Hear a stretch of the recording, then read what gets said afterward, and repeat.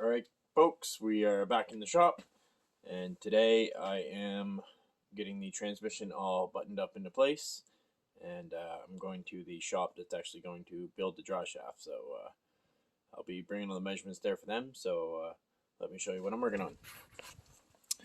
This is the old transmission mount setup, and it was just the factory Toyota stuff, and it went across, and I just built that crossbar up in between right there to hold it. And so now I got some of this real thick, pretty much 1/8 inch thick steel angle iron, and the way this is here, it's a passenger side droop, so I couldn't use the stock stuff. Basically it came down right in front of the where the drive shaft is going to be here, so it would come down from here and it'd be hitting the drive shaft. So what I'm going to do is I already made these angle iron plates here, and drilled them out, tapped them out, got them all set up, and I got one on each side. The other one's over there, and I'm going to make my own kind of mount system that almost acts secondary as a exoskeleton for the drooping transfer case. So it's going to hook over to this one over here, over in the middle there. It's going to be hard for me to get all this. Okay, so it's going to hook into the middle on that plate. You see that? Okay, let me readjust here. Okay, so it's going to come over from there, stop here in front of my transfer case, and then I have to almost, let me switch hands here right quick. Sorry about that. I'm going to be right up by this mount here. I'm going to make a connection plate between the two. So it'll be over there on that one, and then it's going to box around down from there, over, up, and back over to this mount. So it'll be like a box, and the drive shaft can still work its way. I'm going to have to adjust this because this is in the way of stuff now. Like I say, this was all set up to be two-wheel drive before, so learning. I'm going to have to almost cut this on a bit of an angle, bring it over, back around, maybe around this mount somehow. I'm not sure yet. I'll figure it out in the end. I don't really care right now. I just want it to drive. So same as my four-wheel drive setup. We'll get that figured out too. But I'm just getting the rear shaft made for now. And then I got to go source out a GM front section here. And then he's just going to hook to my, I have a Toyota yoke somewhere around here. Anyways, but yeah, I got it all bolted up. It's all into place, like it's bolted to the motor and stuff. My light's not working on my fucking phone right now, so anyways, yeah, I got it all bolted up. So I'm just gonna get this in place. There's a leak right here. I didn't put this gasket maker. I got it like that, but there's a leak right there, right where you see it coming out, right there. So I'm gonna just clean it up and do the right thing and smear a bunch of right stuff on it, and that'll seal it right up. And the governor cover on the other side's leaking, so I'm gonna do the same thing, jam the right stuff on it and cover it up. And yeah, anyways, this is hopefully gonna be driving today. I don't know if it's gonna take them all day to do the drive shaft. I doubt it. The guy's so fast he'll probably have it done before noon. But I want to bring it to him right first thing in the morning. The sun's just starting to come up there, so it's about 6 o'clock. So I'm going to make that trans mount.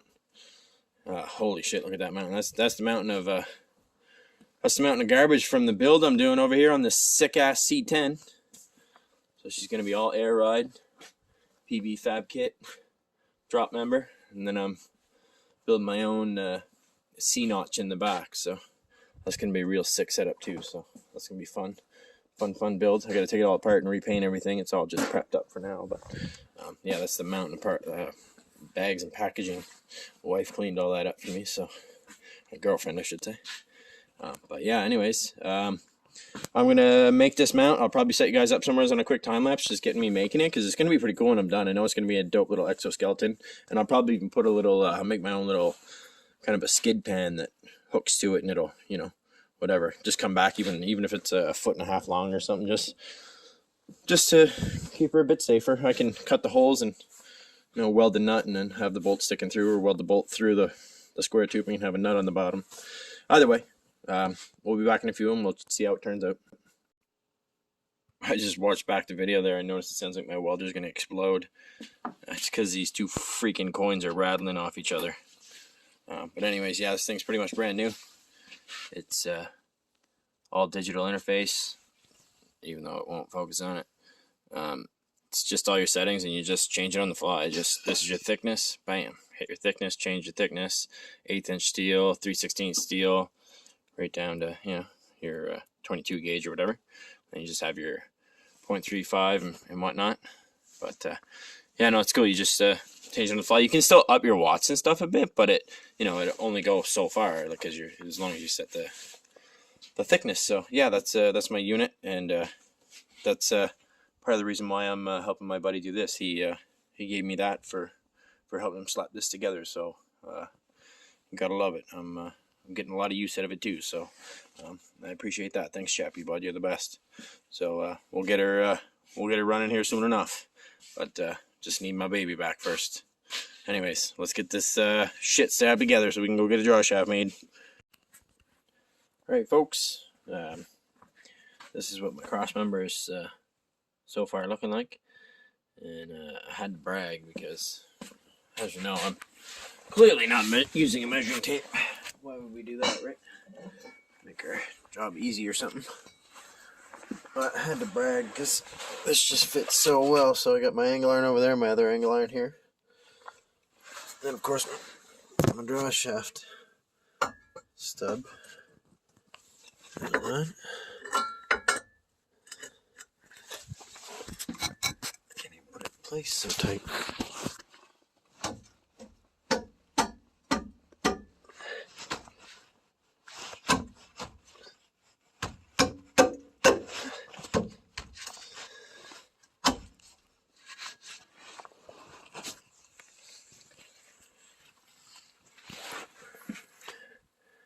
So I'll weld it over there. I'll weld it in the middle here, and then it'll be unboltable. So you can fully unbolt it, but then the drive shaft can still go past. It's clearly not sitting straight right there. That's straight. And yeah, the drive shaft can easily go past it. Bam. And I'm just gonna make like almost like a Z plate. It's gonna be like an angled plate, not a Z, but just a plate that's on an angle coming over here to these two bolts. And yeah, I'm gonna put like some triangles here, just a triangle here and a triangle, well, not on the back, just on one side each, doesn't need it on front and back. But I'll put a triangle here, I'll put a triangle here. That's why I made it a little bit lower, so I could put a little triangle there and have it clear, and a little triangle there, have it clear up, just to sturdy it up. I probably don't need it. These welds, they're I'm sure they're, well, not these ones, there's none there yet. This is just tacked on this side. Those welds, I mean, they're nice and thick, so I'm sure they'll hold. But just to be sure, it's V8 stuff now instead of 6-cylinder and 4-cylinder stuff. So yeah, anyways, that's my cross member. So I'm gonna finish welding it up and set it down and get our measurement. All right. So that's my cross member. I put all these little braces in just to be sure. She's nice and sturdy on all the welds. So I did that on each one. And now I'm just going to line all this up, toss it onto the two angle iron pieces over there, and I'm just going to tack them. And then, yeah, we'll go from there. Alright guys, this is my homemade cross member. It's, I think it'll work pretty good. I sturdied it up really well anywhere it needed it. Got a lot of steel and welded it. Blocked it on the back there. Just like that. Welded it all up. Oval cut holes go in the mounts just in case you need a little wiggle room. And everything bolts on and unbolts. So that was just what I was aiming for. I didn't want to weld it on or anything. So yeah, removable. And we got our little pocket for the dry shaft. So I'm going to paint it up before I put it on, just because it's clearly all bare. So yeah, I'm going to only be able to get the dry shaft tomorrow, sadly. It's too late in the day already, and I haven't made it over yet. So had a couple of hiccups and whatnot. So anyways, I'm going to paint this up, and then we'll see where we make it. Alrighty. That's transmission cross member. All custom made, all painted up, all brand new, ready to go on. I'm just waiting for it to dry. So yeah, the problem I ran into is the torque converter bolts are just a little bit different. So I'm going to get those tomorrow, and I'm just going to call it quits for today. I've been up for way too long because I was kind of hoping I was going to get this done by the time the sun come up and I can get the dry shaft. But anyways, tomorrow's another day. So yeah, anyways, I got everything bolted in though. I got the transmission bolted in. Everything's all together and tight, so that's good. This is exactly where it's going to sit pretty much. It's not going to fall down at all once I bolt it in place and leave it. So that is the length for the dry shaft, so I can measure it out, and we're going to go there. So yeah, I'll be calling him in the morning, getting that ready in the morning, and actually going to take this son of a bitch for a drive tomorrow. So, well, that's as long as the drive shaft gets done, which he told me that it would only take about an afternoon or a whole morning or something. So, and of course I still got to change this, so that's no problem at all. Just drain the coolant, pop it on, change this hose. It'll all run down a lot smoother, and we'll be back on the road again. So anyways, thanks a lot for watching, guys, and we'll see you on the next one.